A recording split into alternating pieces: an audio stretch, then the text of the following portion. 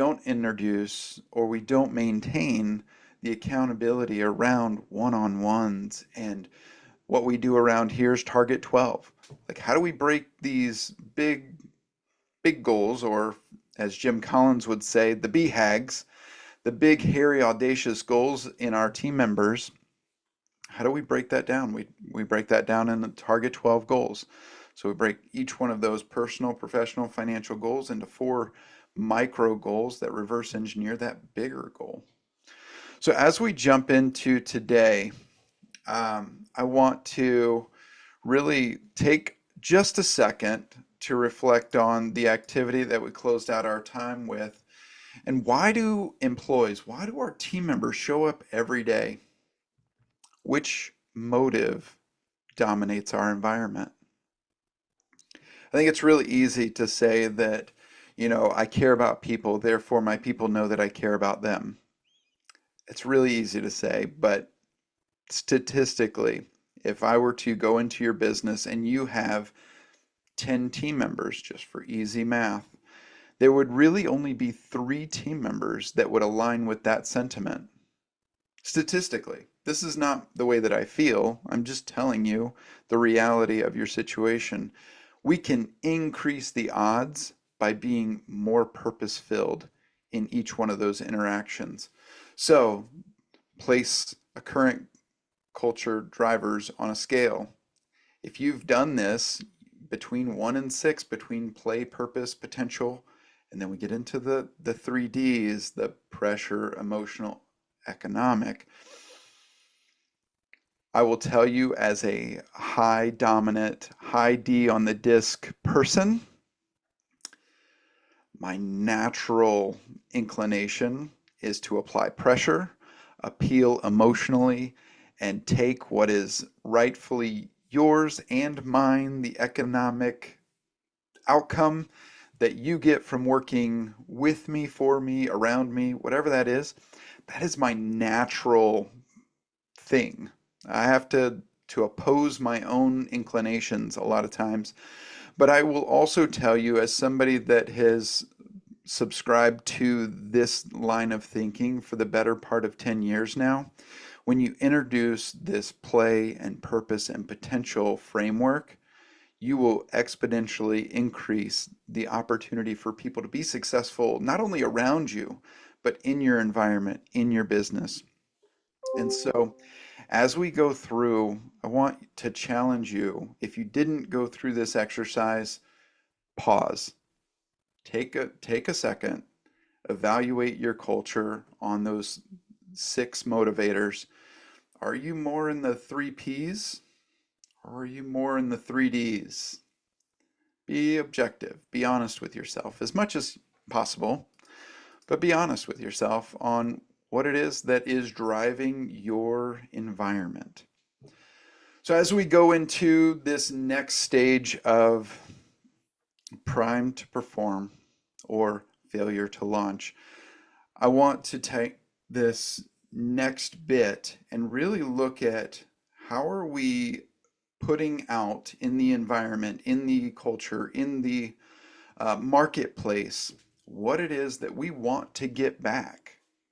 A lot of times when I start down this road of human capital strategy, or maybe even doing job description layouts and frameworks or interview training, there's very little connection between what I say and what I do. Meaning, sometimes we say we want a remarkable culture. We want people to come into our business and find a home. We talked about in Leaders Eat Last, creating a culture of belonging. We say that, but then the message we put out in the market does not align with that. So as we go through this, I want you to think not only of the content that we're talking through and the lesson that we're talking through, but I want you to put that through the filter of where you find yourself coming into today. Am I doing this well? Am I not doing it well? Am I even in the right ballpark? Am I in a ballpark at all, or am I just kind of out to lunch, open field style?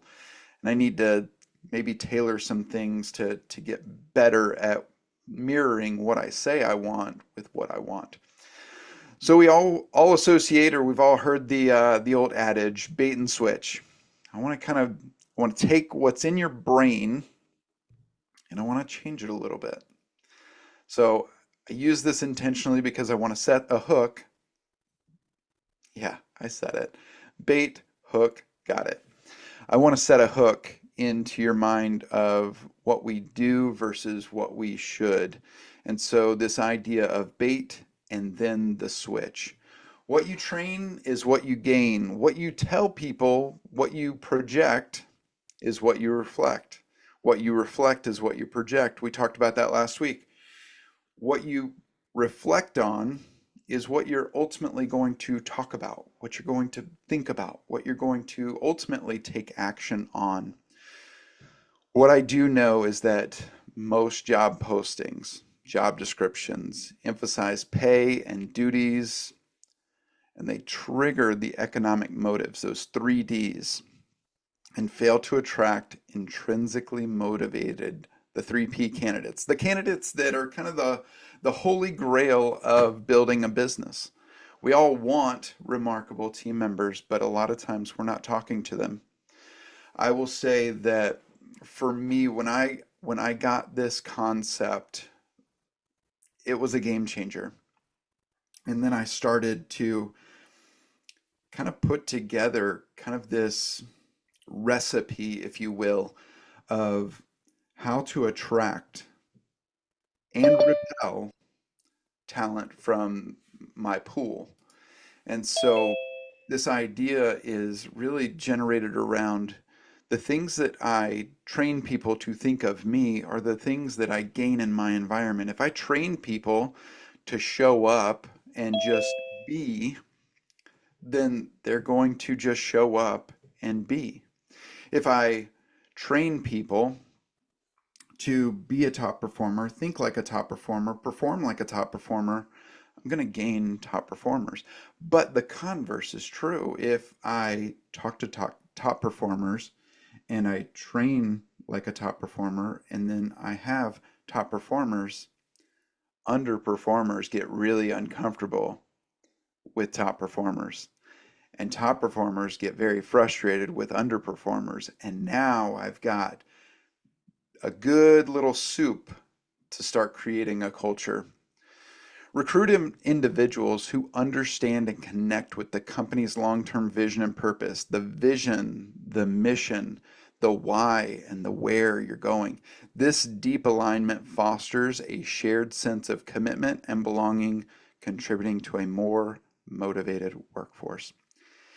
If I could get a show of hands of people that wish or hope or pray for a deep alignment, that a culture that fosters this sense of commitment and belonging, and that they're getting highly motivated workforces, I would see every hand go up. If you wish that you could attract, train, retain top talent that are motivated, intrinsically motivated, would you follow that recipe? Put it in the comments. Would you follow that recipe if you had the opportunity to know what it is that that looks like? So this idea of bait and then the switch, why it matters for business owners. Candidates who perceive a clear sense of purpose are 2.6 times more likely to be engaged. We know from Gallup that 33.3% of our workforce is actively disengaged. We also know that 33.3% of our workforce is engaged. So 1/3 of your workforce is engaged, 1/3 of your workforce is disengaged, and 1/3 of your workforce is actively disengaged. Actively disengaged are the dangerous ones because these are the ones that work the water room. They're the ones that are working that that water cooler, if you will, and they're stirring up the soup and making sure everybody knows what everybody else is doing or not doing. And they're actively taking away from the productivity of your business.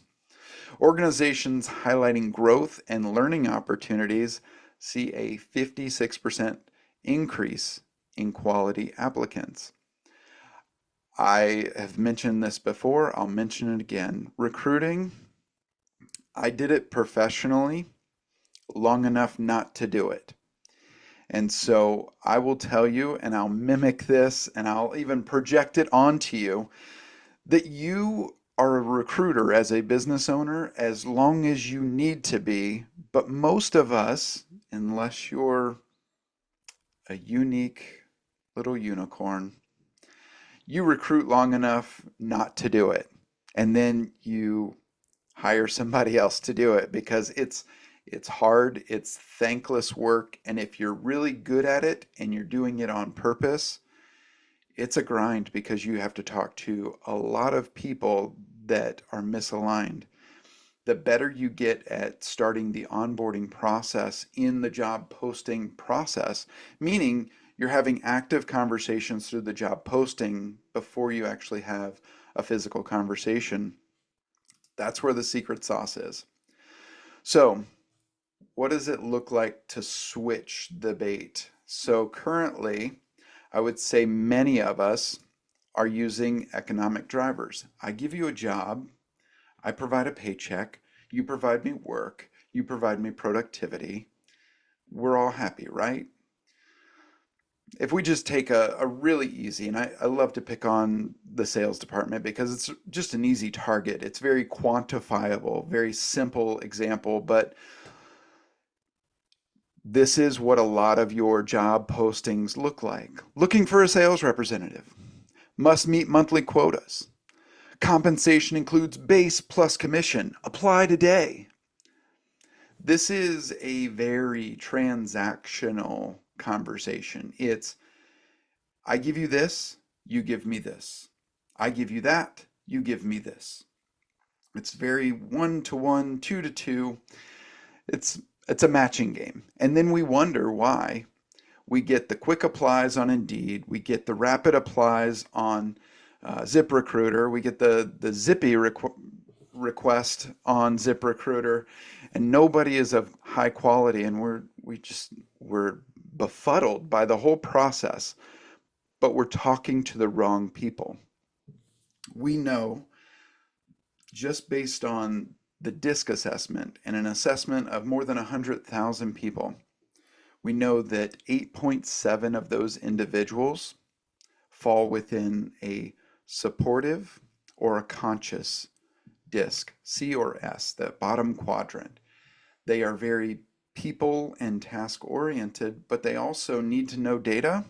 They need to know what it is that they're getting into. They need to have enough information to make an assessment of it.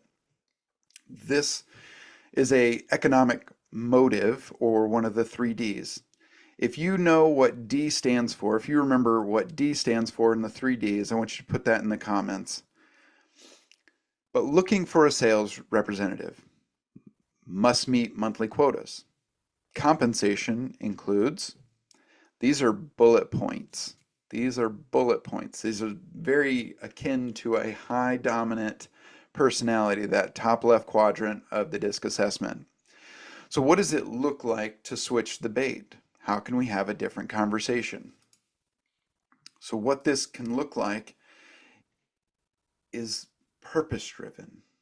It's one of the three P's, purpose. So switching the bait. Join our team to help local businesses grow. As a sales representative, whoop, switch my screen. As a sales representative, you'll build relationships with entrepreneurs and guide them to solutions that fuel their success. We're looking for problem solvers who thrive on making a real difference. I'm talking to that supportive, talking to that lower right quadrant of the disc. the people that are supportive. They want to know that everybody's good. But I'm also engaging the high I, the influencer, the storyteller, the one that wants to know how they play a role. And so with this, I'm changing the bait. I'm looking for purpose-driven people. And the D in 3D is drain. The three drainers on your environment. So as we look at this, join our team to help local businesses grow. I'm inviting them into a story that's bigger than themselves. I'm inviting them to not just read a story, but I'm actually saying, okay, write yourself into this story.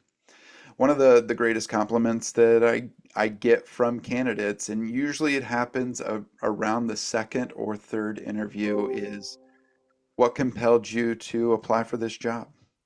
Well, when I read the job description, it felt like somebody had written it to me. I started to see myself in that role, and that's very intentional. I want them to start to write themselves into the story of All True, of Minton Media, of ABC Building, of Kaposi Remodeling. I want to have them start to write themselves into the story of the opportunity. So what does this look like when we change the bait, when we drive the results through attracting a different fish, if you will? So let's look at this. The results of levership. So a couple of weeks ago, maybe a month ago, we talked about levership. So it's a play on leadership, obviously, but pulling the levers of the three Ps. So how do we induce this with engaging people in the purpose? So it attracts candidates who want to contribute to something bigger than themselves. If I just need a person to hold a hammer, hit a nail, what I'm going to get is people that hold a hammer and hit a nail. If I want somebody that is able to build a house to create a home, I'm going to get somebody that is looking at the details, that looks at the grout lines. Are they even? Looking at the the trim around the baseboards. Is it properly caulked? Is it smoothed out? Is it painted over? They're looking through the lens of being a part of something bigger than themselves and not just hammer, meet nail. I get a paycheck out of this. These employees tend to stay longer, are more motivated, and again, are 2.6 times more engaged on the job because they see how their daily actions matter. One of the greatest things that we can give somebody is the ability or visibility of being seen. How many times have you gone into, whether it's personal or your professional life, and you just feel invisible? Statistically, we know about 40% of society right now feels invisible. Not that it's your job as a business owner to solve all of the world's problems through the conduit of your business. But what if, just imagine for a second, that a person, and you've attracted one of the four out of the 10 that don't feel seen, but they come into your business and all of a sudden they do feel seen. They feel known, maybe for the first time in their professional life, maybe for the first time personally and professionally. And you just simply are doing things that are people centered, are purpose driven, are around this idea of driving the three P's of play, purpose, and potential. People want to be a part of something bigger than themselves, but they also want to be a part of something that matters. So as we look at this, we've got the job description. We want to do that at a higher pace. We want to do that at a higher level to where we're attracting and we're having these conversations with people that are our ideal candidate. They're the people that, man, I wish I could get this person and that would change my business. Or I feel like if I could just get three of those types of people, I'm just a small business. These people are looking to work for corporations. They're looking to work for the big guys. I can tell you with a high degree of confidence that the same people that are working for big corporations are working for small organizations as well. What I will also say is that larger corporations invest a lot of money, time, and resources into figuring this out. You at the really the lower end of these pressure points, and I say lower end because you may be coming into this training between $1 and $10 million in revenue. You're in one of the first 6 pressure points of your business. It gets better from here, but you can't remove the pressure. It's just a different type of pressure. But if you know how to attract great people, if you know how to attract remarkable people, you can do at the small business level what the big corporations are overpaying for. And you can do it at this level and grow and scale your leadership team from the bottom to the top. We talk about it a lot, but it's this idea of top performer elevation plans. It's how do we put something in place to where people can see their success inside of our business. They can see the vision that they have for themselves personally, professionally, financially. And then they can see your business as the avenue for that. Don't don't excuse yourself from that conversation just because you're in the first $25 million of your revenue growth journey. You have a real conversation to have with real people. So what does it look like to apply the pressure? So onboarding begins with the letter O. Sounds pretty obvious, right? But it's never as obvious as it looks. Onboarding begins with the letter O. O stands for opportunity. This is the potential motive. So, what does that look like in the drains, the drainers of the culture, the killers of the culture, if you will? Training will be provided. Must learn company procedures quickly. Some of you might have read that and said, oh, sheesh, he must have gone to my Indeed page and stripped that right off of my job description. If you recognize this as something that you thought was, hey, I'm going to provide training, they're going to be excited. People only get excited about things that are bigger than themselves. I will say, as a dad, as a husband, as a business leader, people rarely get excited for what's expected. I'll give you an example. My kids, I have unfortunately trained at the end of every day, they have come to expect a meal. I know, unrealistic. But every day they come home from school, we do homework, and they've come to expect that mom and dad are going to put a meal on the table. Not very often do they get excited about said meal. It's got the 3 macros well measured and accounted for. It's got their protein, their carbs, their fats. Man, it's got all the good stuff that allows them to grow and really become great humans from a physiological standpoint. I will tell you that my kids get over the moon when I throw a treat or dessert at them. It's like Christmas in July. It is amazing. And it's because they don't normally see it. So I've trained them to just kind of expect dad, mom, they're going to produce a meal, but when I produce something extra, something that they're not used to seeing, they do get excited. Same thing is true in our business. If we believe that our people are going to get excited about their paycheck, if they're going to get excited about us doing training on procedures because we need to perform our job, you can knock that reality out of the air because it's not real. They're not going to get excited about what is about you.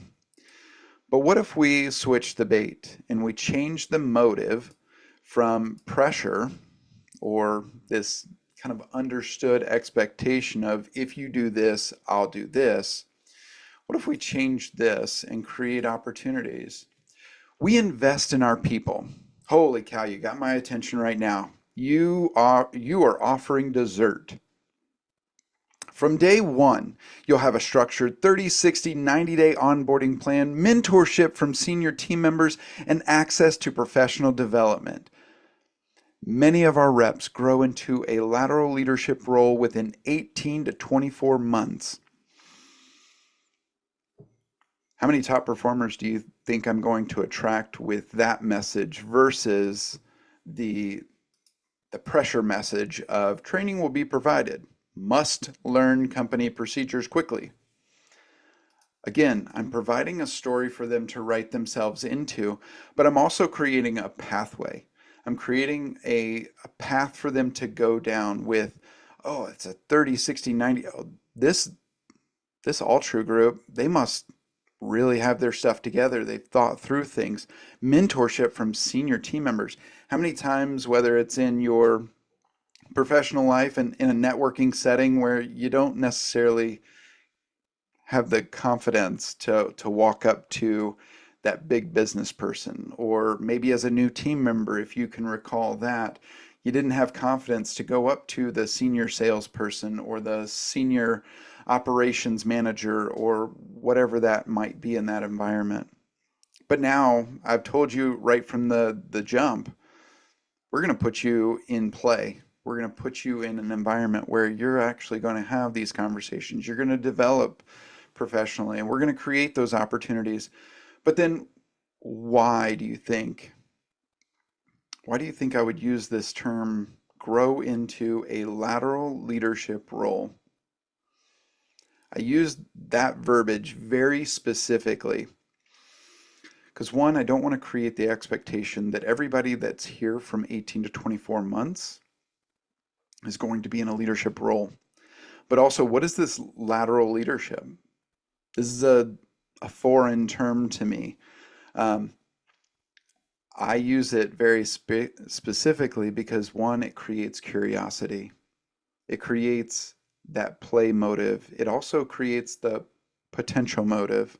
So I'm engaging multiple motives in this messaging as I'm kind of setting the bait to get and attract and really align great performers. I will also tell you that this will disengage or repel poor performers. This right here, this will tell a low performer that they're going to ask me to do things that are not in my job description. They're going to ask me to develop professionally. They're going to make me meet with senior team members. I just want to do my job. How many times have we hired somebody that just wants to do their job and we hear, that's not my job? I will tell you in our handbook, and I am not shy about this, and I believe it's page 9 or 10 of the handbook, right when I'm setting the cultural tone for what it is to be inside of All True. One of the barriers, business ethics and processes and procedures. There's no such thing as not my job. In quotes, not my job. There's no such thing as not my job in this environment. How many times have we been stretched and we ask a team member that maybe is supposed to be holding the hammer and hitting the nails to hold the screwdriver and turn a wrench? It's, it's this idea that we need people to be malleable. We need to help them understand that there's bigger potential here than just your job. So, what's the result of this leadership? Pulling these levers of the three P's, this idea of appealing to potential, it signals the potential motive, but it attracting ambitious, growth-minded candidates. How many of you would say, show of hands in the comments, whatever you're most comfortable with, but you would love to have the problem of attracting too many ambitious, growth minded candidates that you have to sift through and have to make the best decision out of a candidate pool that seems to all want to do great work. And if you could only extend your budget for more payroll, you would hire both, or you would hire all three, or you would hire all four of them. I think we'd all love to have that problem. They want to advance their skills and careers. According to Glassdoor, which is the back engine of Indeed, if you're not familiar with Glassdoor, but this emphasizes boost of quality applicants by 56%. If you could simply repel poor performers from your candidate pool and replace those with two more high performers or four more high performers, the business will spend less time screening bad fits. I was on a call with a client. This was Monday of this week, so a couple of days ago. What's your win for this week? My win. I had the shortest interview I've ever had. 7 minutes. Oh, how is that a win? The win was I knew exactly what I was looking for. When I got on the call, I knew exactly what I didn't see and what I was seeing. He's been in interview training for the better part of a month and a half. So we're getting into the weeds on this one at this point. But 7 minutes, he was able to open the conversation with a quality question, get an underperformer's answer, and was able to wrap it up in 7 minutes. Neither one of them felt like it was a great fit, but I can tell you that candidate knew based on the first question that they weren't going to be successful in that environment. That's a powerful thing. When we can start to align our values, those key metrics, the behaviors necessary to be successful in this environment, and use that as the filter for what a top candidate looks like, what this onboarding looks like. So let's dig in a little bit deeper to this idea of onboarding. I have to admit that when I say onboarding, most people think of onboarding as the I-9, the A4, W4, the benefits enrollment, and that to me is like just a killer of culture by 1,000 paper cuts. If you've ever gotten a paper cut, which if you're older than 5, then you've had at least one in your life. But I would venture to say that given all of the things and all of the motion that is caused by this group of owners, you've probably had more than one paper cut. But think of onboarding as more than just the paper transactions. Often what I find when I start working with business owners specifically on their human capital strategy and we talk about onboarding, it gets reduced to nothing more than a pile of paper that we put in front of our candidates or new hires. And honestly, we know from Harvard Business Review that new team members, this is going to be uncomfortable for some of you, new team members subconsciously make a decision to stay or go within the first 2 days or 20 hours of their employment life. The scary part about this statistic is that most of those employees that subconsciously decide not to be in your environment long term stay with you more than 12 months. Let that sit. You have an opportunity. We've all heard first impressions are hard to overcome. The onboarding is so important. The first 2 days, the first 20 hours. So if you work a firm 8 hours, which I don't know many people that do anymore, but if you work a firm 8 hours, you've got 2 days and a couple of hours. But let's just dwindle that down to 2 days. In that first 2 days, your new team member has made a subconscious decision to stay or go long term, and statistically, they are going to be with you about 12 months before they actually make a move. So you've got a disengaged, or hopefully not, but good chance they're going to turn into an actively disengaged employee within the first 12 months. The recruitment process itself should reflect the culture that you're trying to build.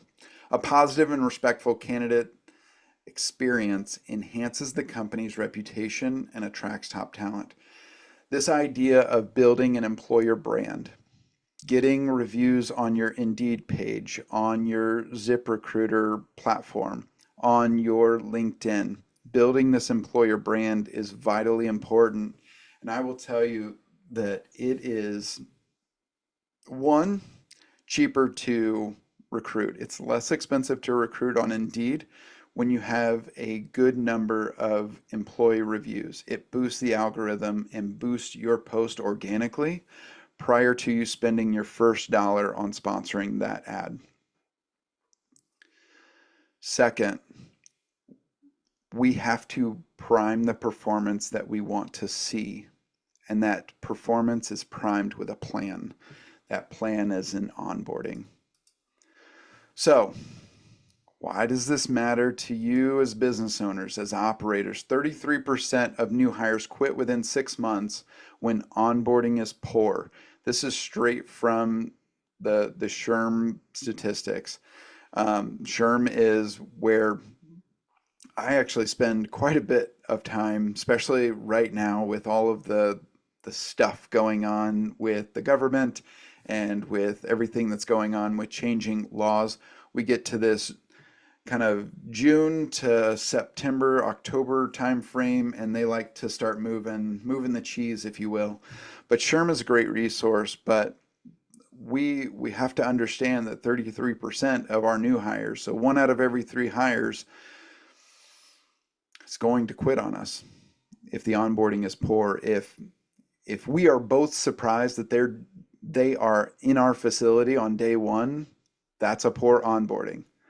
I cannot tell you how many times I've worked with business owners and businesses that new employee starts and 2 people are surprised by them showing up that day. Them and the person that's meeting them.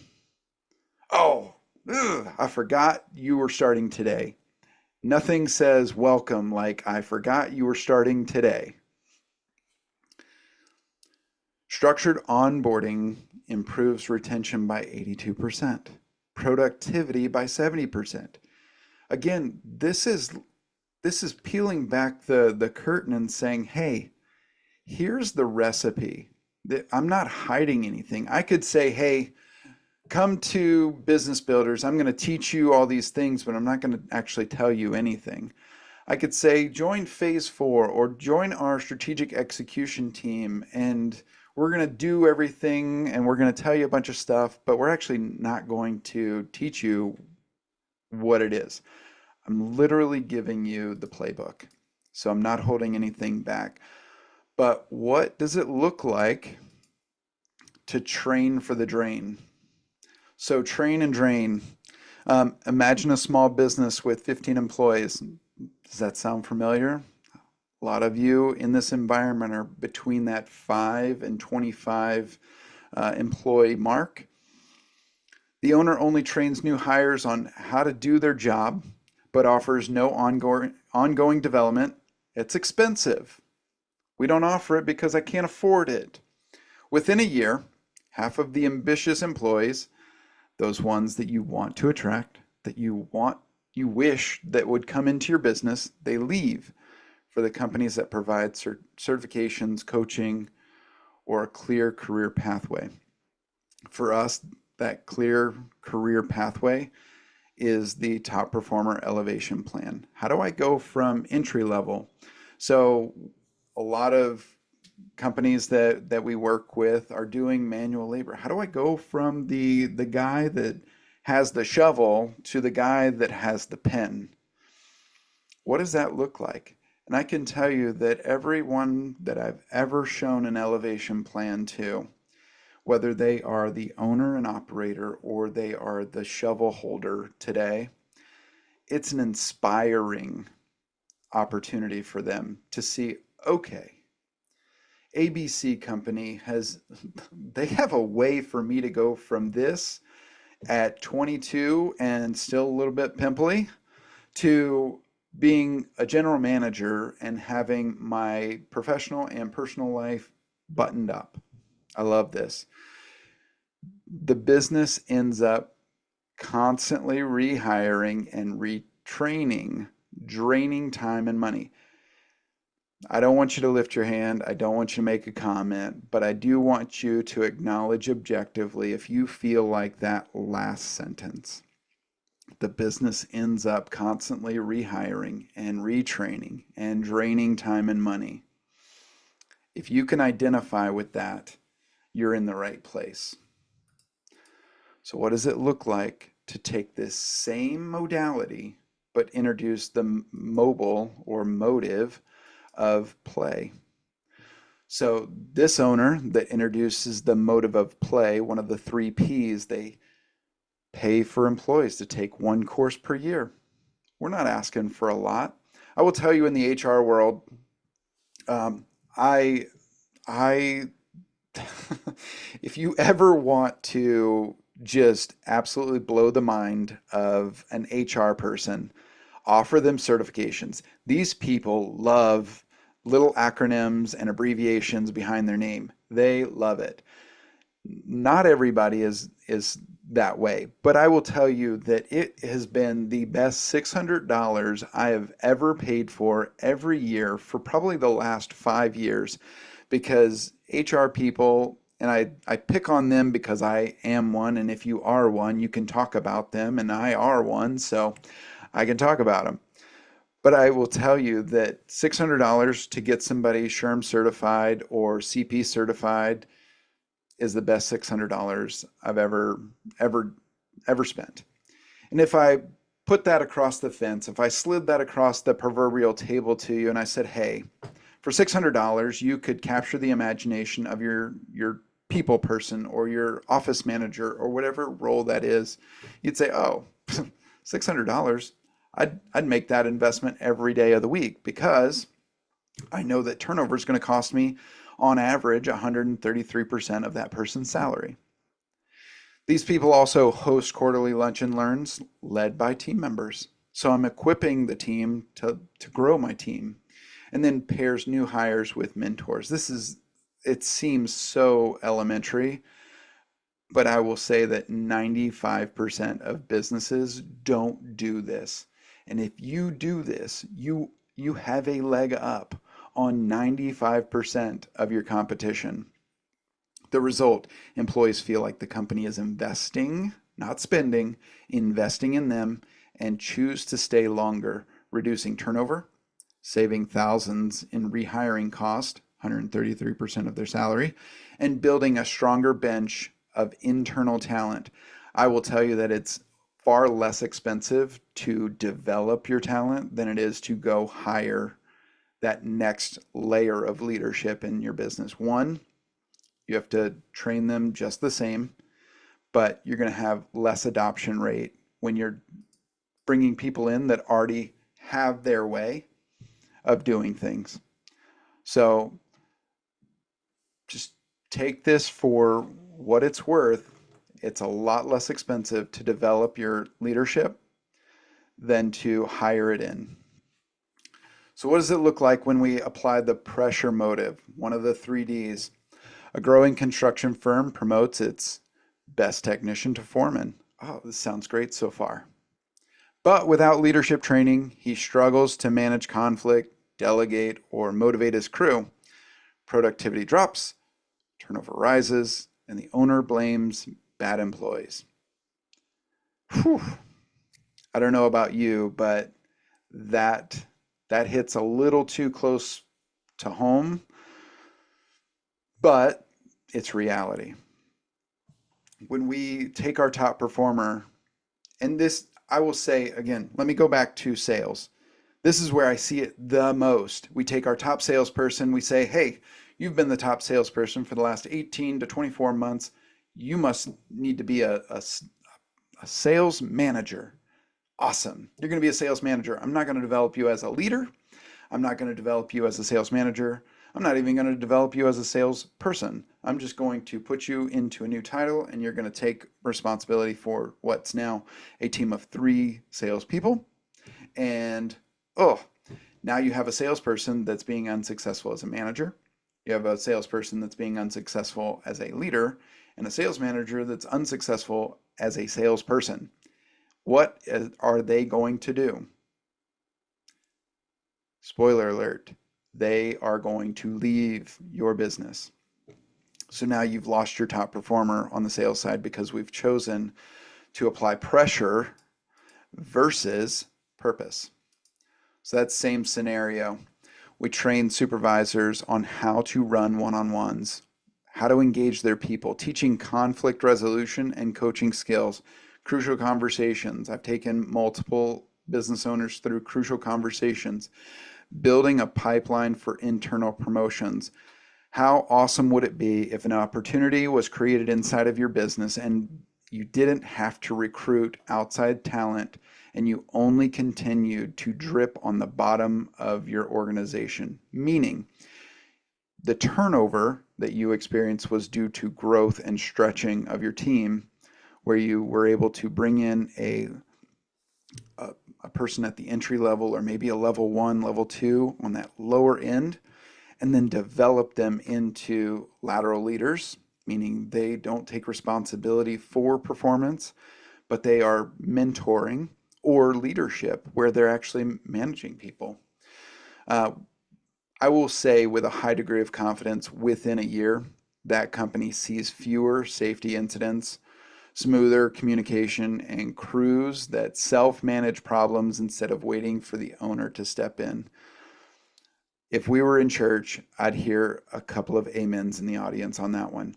So how many times do you wish at the end of the day that you had a team that would self-manage the problems, that you had people that would take initiative and come to you with 3 possible solutions and then ask for your leadership and mentorship to consolidate, to condense, to distill those 3 opportunities into an action step?